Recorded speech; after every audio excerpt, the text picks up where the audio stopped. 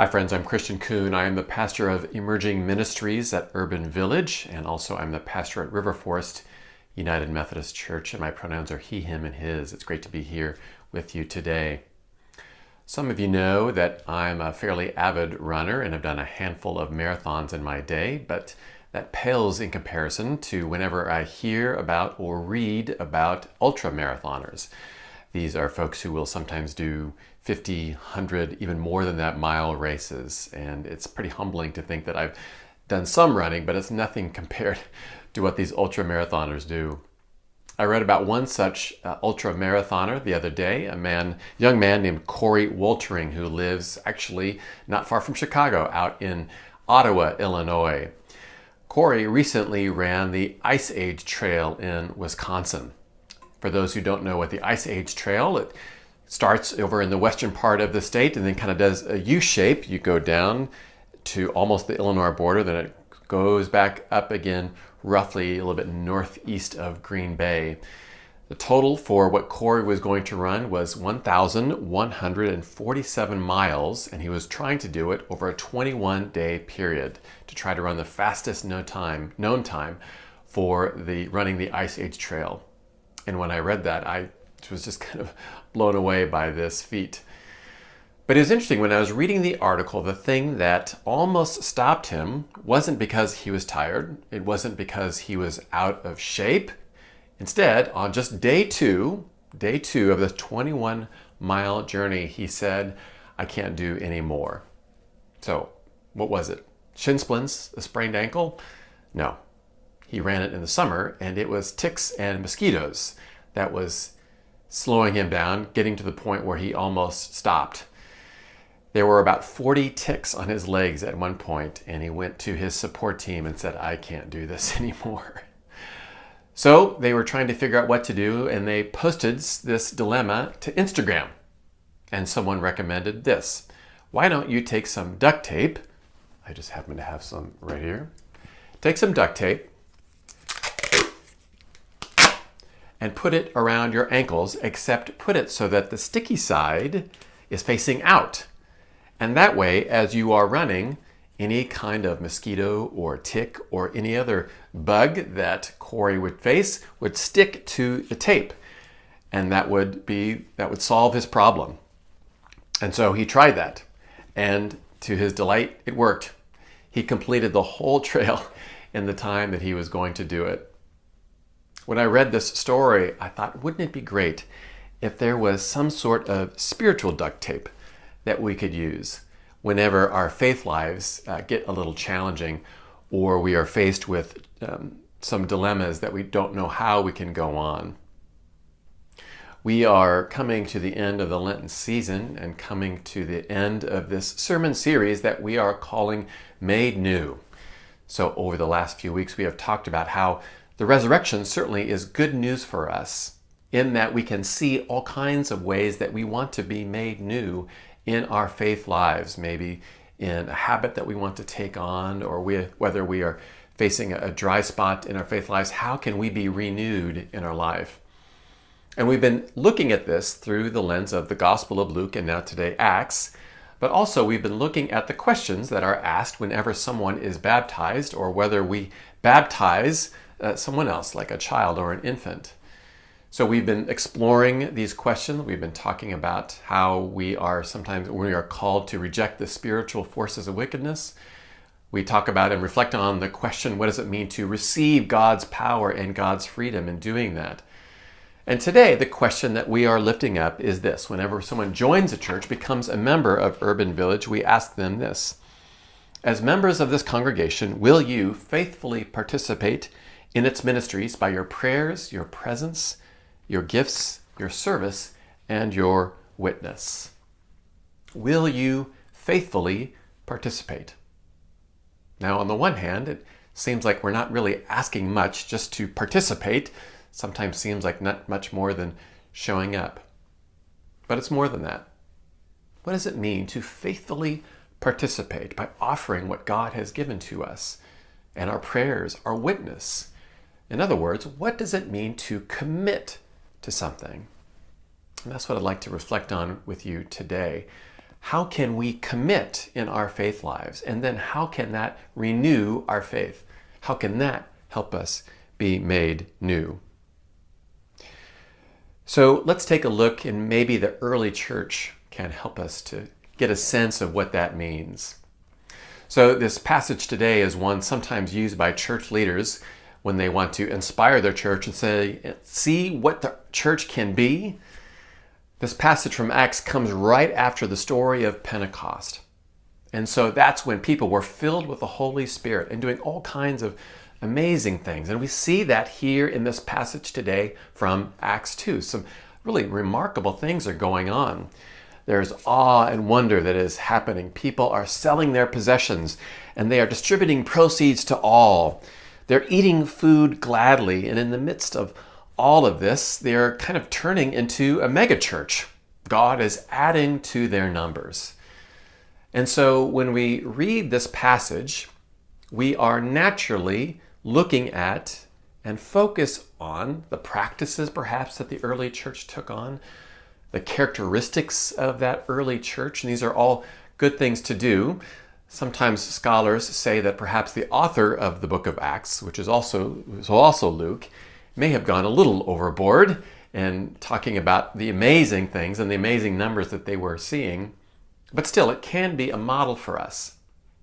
But today, I want us to focus not on the characteristics that they engage in, not just, or the practices, I should say, and the characteristics of this church. I want us to focus on the very first verb of this passage. And that is, it starts off by saying, they devoted themselves. They devoted themselves. If we to look at the original Greek in this phrase, they devoted themselves, we see that this has two different meanings. The first meaning is this, to hold fast to. Meaning, when they say they devoted themselves, they are holding fast to. Now, this makes sense, of course. When we think about devoting ourselves to committing ourselves to something, we hope that someone is saying, I hold fast to this. There are all kinds of ways that we commit in our lives. Some of these things really don't take much of an effort at all. You may sign up for an e-newsletter. You may go up to a Facebook event and say, yeah, I'll do that. You may sign up for a yoga class or a spin class. You may decide, I'm going to buy in with this Netflix series. I'm going to commit to this Netflix series. Or all kinds of little things that we can do, and we decide to engage with it, and we say, I'm in. Of course, there are other things that take much more of a commitment. Joining a church, for example. Also, to decide to get married. When we think about commitments, that's one that comes to mind. Whenever I do premarital counseling with a couple, I really enjoy the hope and the joy and the love that just kind of exudes from this couple. And when we talk about commitment, we talk about holding fast to something, they always say, yes, yes, we are ready. I'm in. So what happens when people, no matter what kind of commitment they are making, or no matter what they are committing to, what happens then when the joy and the hope and the passion and the energy from that initial I'm in, what happens when that begins to wane? What happens when things get hard?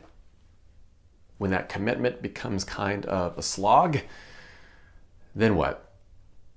Well, that brings us to the second definition of this phrase that I mentioned earlier. Again, the beginning of this passage from Acts says they devoted themselves. One meaning of that from the Greek is to hold fast to. The other meaning is persevered in. Meaning, when we devote ourselves, when we commit ourselves, it's not just we decide to hold fast to something, but that we persevere when things get hard, when things don't have the newness that they once did. So the question is, how can we say, I'm in? And then, how can we also say, I'm still in? Again, we can see all kinds of different examples from this in small little things, and we see the challenge sometimes of sticking with that Netflix series, or sticking with that yoga class, or sticking with that Facebook event that we decided to sign up for. I got an email a couple of weeks ago, and there was going to be a webinar hosted by Rick Steves. You may know him as a travel writer, and also he's on a PBS show, and he's also a faithful Lutheran, and he's going to do a webinar about how we can integrate travel with our faith lives. And that came across, or it came into my email box, and I thought, oh, that looks interesting, and so I signed up for it. And it's happening next Tuesday, and already my calendar is filling up next week, and I look at that 8 p.m. on a webinar on a computer screen, and already I'm having second thoughts. I thought, oh, do I really want to do this? Will I be too exhausted from all of the Zoom meetings I'll have earlier that day? It's hard to stick with something, even something as small and insignificant as that. But also, it's even harder when we have those big commitments that we have made in our lives with the church, with relationships, with other things that we have committed to. What can we do to say, and our prayer be, I'm still in? How can we persevere in those moments when things get hard and we are tempted to move away and to drop that initial commitment that we made? Oh, I don't know about you, but I'm inspired by people who have gone before me in the faith, people who have stuck with it, people who have gone on, people who have said, I'm still in. I'm inspired by a monastery out in the western suburbs that I have gone to over the years, and these monks who day after day after day wake up at 5:30 in the morning for that first morning prayers, and they're there, and whenever I have gone and I sneak some peeks and the heads are nodding a little bit, but they're there saying, I'm still in. I'm inspired by some of the folks at River Forest United Methodist. We've talked about the Proviso Pantry, and that has stayed open all throughout this pandemic. And it's run by this handful of seniors. They're there every single Saturday morning to make sure that those who need groceries and food supplies can have something for their dinner tables. And they're also there on Thursdays when the big truck from the Greater Chicago Food Depository goes there every single week. And I have to believe there are some mornings when that alarm goes off and they're a little bit tempted to crawl under the sheets once again, sleep a little bit longer, but they get up and they say, I'm still in with this commitment. Who are those people for you, perhaps, that you can look to strengthen you? Maybe this is the spiritual duct tape that can help you to stick with the commitments that we have made. And so that's the question before all of us, I think, friends. Will you be able to say, I'm still in, when you have committed to having a more regular prayer life, but that prayer life becomes dry? Will you say, I'm still in?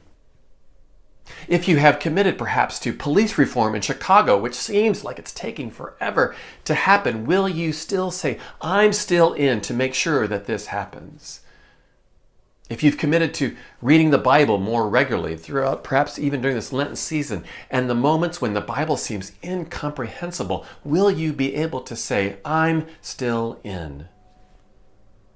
This past week when we read about the horrific murders of Asian Americans in Atlanta, and we see posts on our social media feeds, and we say, I stand with my Asian and Asian American friends. But what about next week? And next month, and next year? Will you say, I'm still in? What is that commitment for you that you can respond by saying, I'm still in, even though it's hard, even though it's not new anymore, even though it takes so much energy? And I know that's so hard to do during this pandemic. But that is our call. When we commit, we hold fast, and we persevere, looking to others around us who are doing that work that can show us the way. Perhaps those mentors in the faith, those faithful, they can be our spiritual duct tape. And so, my prayer for you, for all of us, is that you can be made new by committing and recommitting. Taking that tape, wrapping it around your soul so that whatever gets in our way can just stick to that and we can continue on, we can persevere.